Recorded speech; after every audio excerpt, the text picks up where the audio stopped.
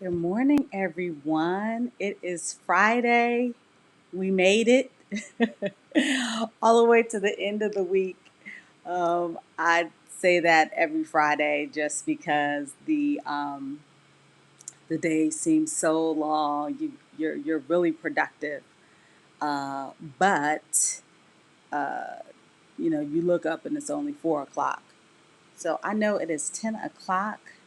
I'm waiting to for some people to join us. My name is Makar Rumley. I'm the founder and CEO of Hummingbird Firm, and we are a community engagement consulting firm.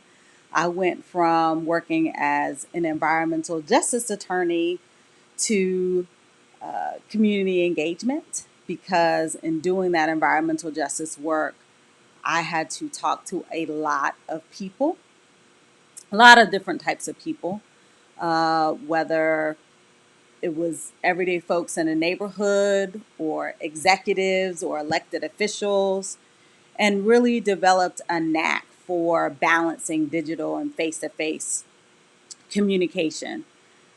We have a couple more people who have joined, so please say hello, good morning in the chat, and where you're from. So I always say I made it to Friday because the days are so long, right? When you're quarantining, even though our headquarters are in Atlanta, Georgia, that's where I live here in Georgia. I'm still not going out. I'm not going anywhere. Just until we get some more questions answered around safety. And so that is a personal choice, a family choice. And so I am roughing it um, in the house. So these have been very productive days, I would say, in terms of self reflection and work and spending time with family. And you look up and you think, I just got so many things done, and then it's 2 o'clock or it's 5 o'clock, and there's a lot of day left. So, sometimes when you're having conversations with groups of people, you decide, do I just fill the space with just saying random words, or do I just bask in the silence and just be? Depends on what day it is with regards to what choice I make. Share this live with any of your friends, any of your pages, anyone else you think might be interested in talking and chatting about community engagement, what works, what doesn't work, and some approaches that we can take. Uh, I have to confess, and I shared it last Friday because I've been doing this every Friday. This is my uh, fifth, I guess, live now. Is that I started doing this live because I was feeling lonely. I was feeling lonely because I didn't have a lot of people to talk to who do community engagement. Even though in all of our walks of life, we use community engagement and tactics. Sometimes we call it by different names: community outreach, public involvement. We do public meetings. We do events within our sororities and our fraternities. Community engagement really crosses a variety of industries, whether it's health, education, um, development, construction. I mean, you just utilities, you just name it.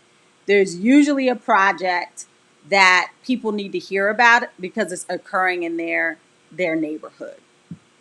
And a lot of times what is required is for you to have face to face engagement. And I know there's limited face to face right now, right? With us all being very careful about our health and safety.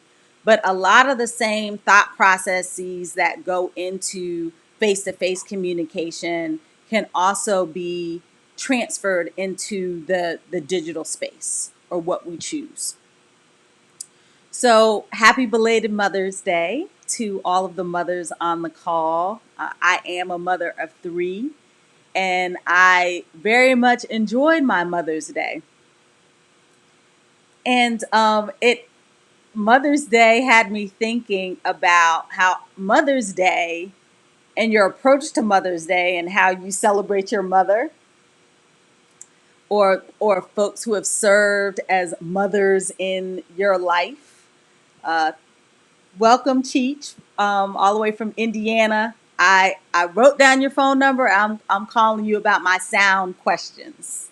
That's that's the expert DJ there, that has my back on the sound.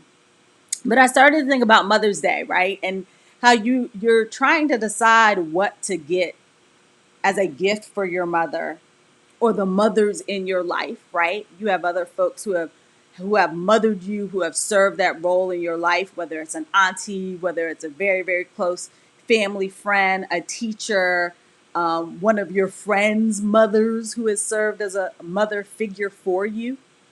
And you really want to think about how to get them a good gift or do something special for them. So the first thing you think about is, what would they enjoy? What do they like? Do they like flowers? Do they like music, a particular band or a musician or an artist? Do they have a favorite color? Uh, do they have particular activities that they enjoy, like knitting or gardening or salsa dancing, going to the latest Zumba class, doing yoga online, essential oils, you name it. What are the things that your mother enjoys? What can you do for her that would make her feel appreciated? What can you do for her that's memorable? When I think back at Christmas, the best Christmases weren't because you remembered a specific toy that you wanted. I don't remember what I put on my Christmas list every single year. I mean, I remember some things like the Cabbage Patch doll, my Barbie dream house, my My Little Pony. So I do remember some things. But would you remember our experiences and how an experience made you feel, right? And who was there in that experience with you? Those are the memories that remain. Those are the memories that you think back to with fondness. And when you're thinking about how to connect with particular people, whether it's a neighborhood, whether it's what they call stakeholder groups, community organizations, foundations, people who operate in a space, uh, whether it's churches, schools, rec senior centers, businesses in a particular area, about the project that you're working on. The project could be an environmental cleanup. It could be a political campaign. It could also be construction. Let's say there's a road being built, or a bridge, or electrical lines being laid, and you're going to tear up the road. When you think about how to connect with the people who live there and with the people who are going to be impacted, you need to think about the same considerations that you pondered over when you thought about how to celebrate your mom. How do you make these folks feel special, right? How do you make sure that your interaction doesn't feel transactional or extractive? Sometimes colleges and universities will go into a neighborhood and they'll send students out and they'll do lots of surveys and collect data, right? And then about a few months later, if you talk to somebody else in the community, they've never even seen the report. They've never even seen whatever the product was that was produced from those surveys, from those meetings, from that interaction. Well, that doesn't make them feel good. That makes them feel like they were being taken advantage of. And so, how do you close the loop on that communication? How do you express why you're doing something, how it can benefit the people who live there, and make sure you share with them what the end result was? Based on how you communicate and make a particular community feel, will determine whether they will interact with you again if you come back, and need more information from them. And it also can impact who comes, what organization or what company comes after you and wants to talk to those very same people about another project. It's almost if, remember back in the day, maybe you had like a new boyfriend or girlfriend, but you base your interaction with the previous on what the previous boyfriend or girlfriend did. And they're just like, but that's not me. You know, why are you judging me by what they did? But human nature is that we learn from those lessons and we don't want to repeat negative experiences again or feel bad in the same way. So we alter our behavior. And that's what those groups will do. They will alter their behavior and it'll be more difficult to communicate with them.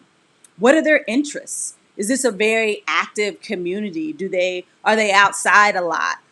In the park? Do they use their trails? Do they have festivals and fairs or a historic community event every year around 4th of July or Juneteenth? Or just think of any other celebratory holiday.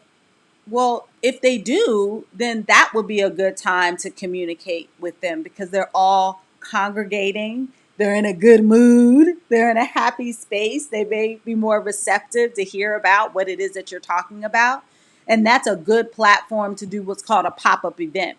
So if it is a festival, see if you can put up a table and have your materials to hand out to people, talk to people face to face about what it is that your project is, what it is that you want them to become knowledgeable about, or what project you may need their thoughts and opinions, and why that's important to them. And so you just want to think through, just like you would think through a gift or experience, what this community would gravitate towards.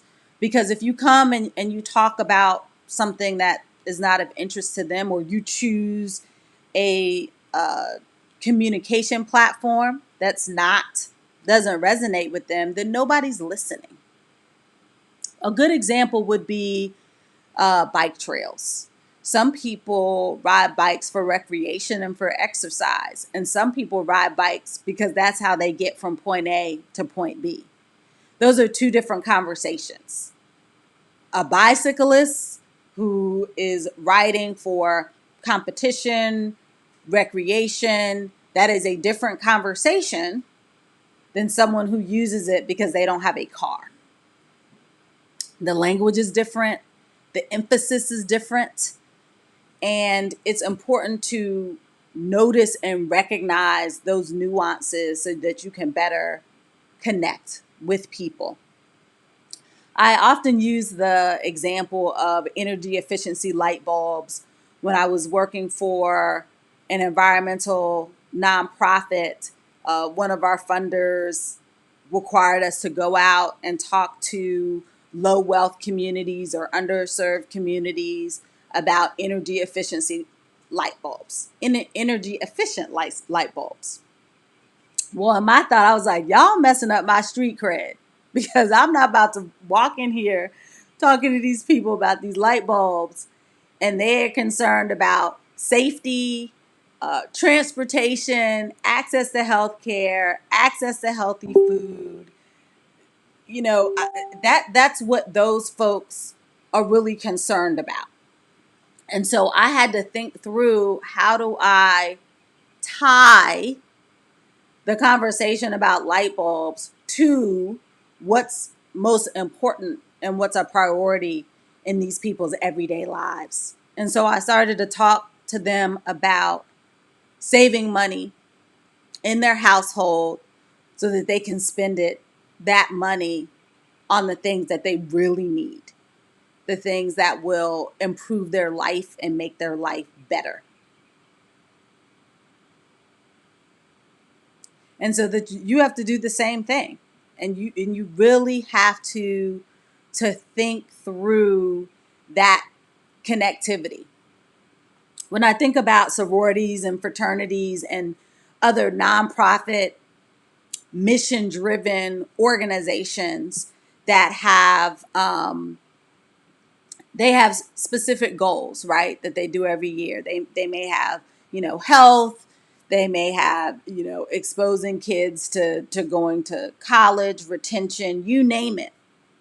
Well, you're all excited about what it is you're trying to tell people, but what if it is not a subject that they want to really hear about? How do you find out what's most important in people's lives and how to connect that with the knowledge that you have to share? Well, you need to ask. You need to ask. What do they say? A closed mouth doesn't get fed. You need to ask them. And so there are different ways that you can ask. You can choose surveys, whether that's in person. You can do surveys over the phone, polling over the phone. You can send out a poll or a survey via any of the social media platforms that we use, through email, through message to text, to really query them. Ask them, what is it that they need? And then when you get that direct feedback, you can craft what it is that you're doing, what it is that is a priority for your organization, and how to best connect it. Now, sometimes there isn't a direct connection, but you can find some synergy. So say you do have to go talk about light bulbs, but you know that access to healthy food, or really having additional money to buy the food that you want, is a challenge for folks in that neighborhood. Well, give out grocery store gift cards for them attending your meeting, or completing your survey, or participating. Incentivize people to interact with you. No, that's not the same as paying people off. What you're doing is you're acknowledging that people have challenges in their lives and you want to support them. When you support people with what they need, then they're more receptive to hear about what it is that you are talking about. And so it's just really having an exchange of information, an ongoing conversation, and not being a know-it-all in terms of what it is that you think that they want to hear about, and the method in which they want to receive that information. Does anybody have any thoughts and questions with regards to that? Finding out likes, dislikes, priorities of different neighborhoods, different groups of people, in order to determine how to best connect with them. Has anyone experienced that in the work that they do?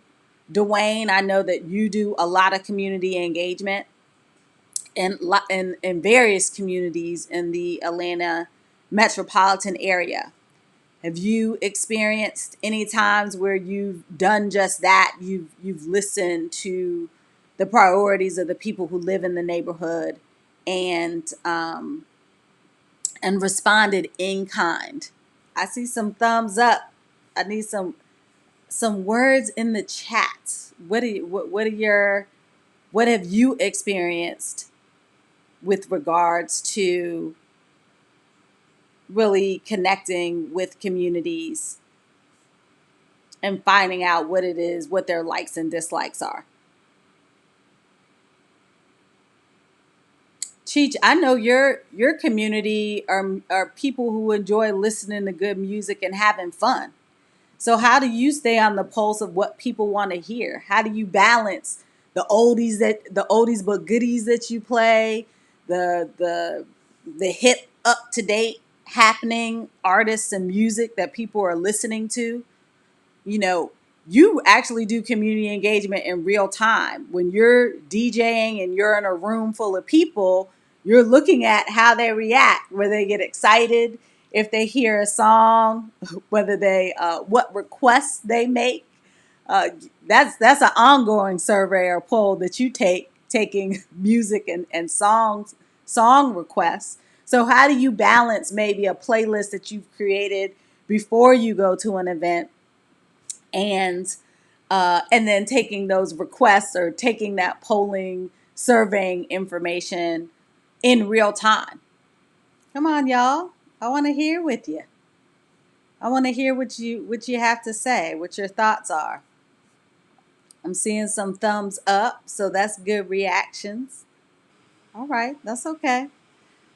So, for some of you, you have attended all of my lives, and I really important that I really appreciate that. Dwayne said it's important to have multiple ways to communicate with people. That's right. So even now, just using everything at your disposal. People might find in rural areas that doing radio broadcasts is still a good way to connect with people. Conference calls for people, like Dwayne just mentioned, conference calls for people who can't get on Zoom or Blue Jeans or WebEx or all of the other virtual video conferencing softwares that we're using right now in this virtual world. Everyone doesn't have that option. There is a real digital divide, but you can still what they call telewebinars and conference calls and interact with people the way that we've always interacted with people via telephone and as well as mail. Um, you can use mail for folks who are not digitally inclined. I know we all know people who are not trying to give out their email address, or not on any social media platform, who are doing their best to stay off the grid. And that is completely okay. You can still reach them via mail, and sometimes even via robocall, and you can do polls via telephone. And Dwayne even mentioned, for those of us who are operating more in the digital world, Zoom has a poll feature, so you can take feedback that way. So I do want to just post in the chat. I just have a free gift for y'all who joined the live today. Someone says that they're posting comments, but I am not seeing their comments. I am sorry. Let me let me um let me see what's up with that. In the meantime, I did put a tip.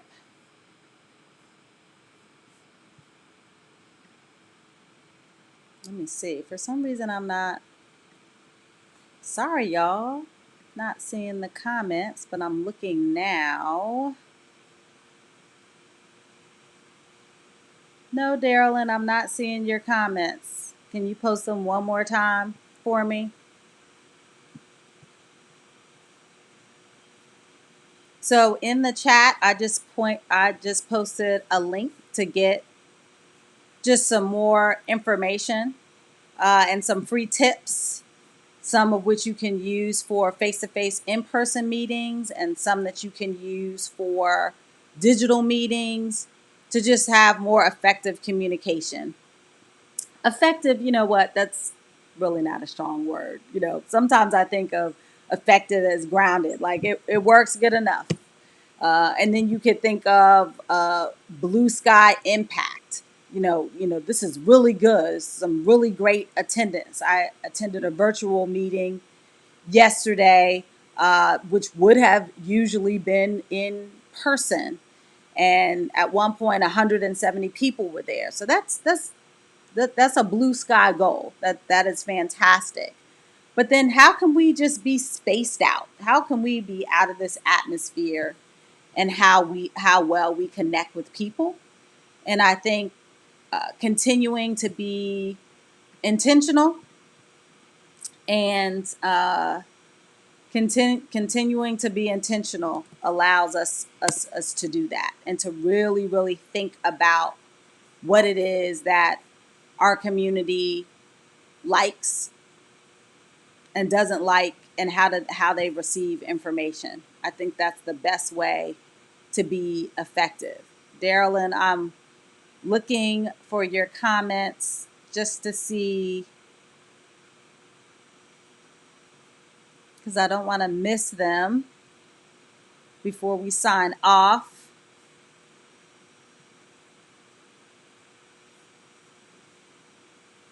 I am not seeing them. So I will respond to them in our Hummingbird face post thread. I want to thank everyone for joining me today. I'll be doing this again next Friday.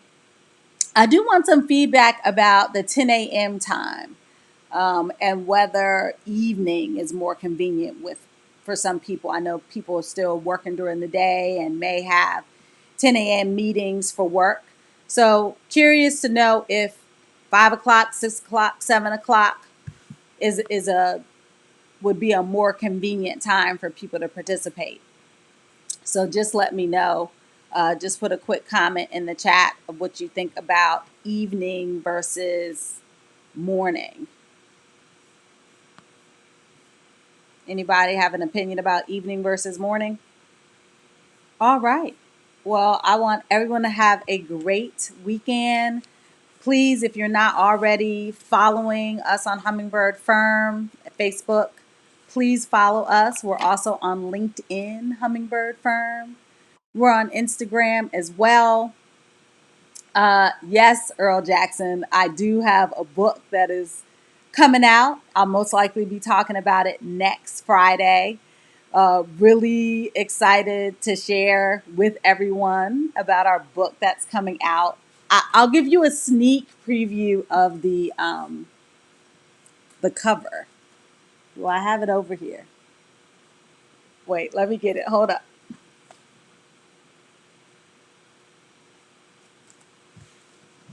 Okay, I'm back. So this is the sneak preview of the book, and I'll be probably talking about it next Friday. And that's modern day strategies for community engagement, how to effectively build bridges between people and the bottom line. That's me. Well, let me see. Yes, Makara Rumley. You know, I'm looking at myself backwards. So we will have a whole launch event talking about this book. Hype, hype, hype. You'll have to tell everybody about that Facebook Live because I want you to join and learn more about how we are taking a deeper dive into community engagement and those solutions. So everyone have a wonderful rest of your Friday. And again, please follow us on Facebook, LinkedIn, Instagram, and we'll see you next Friday.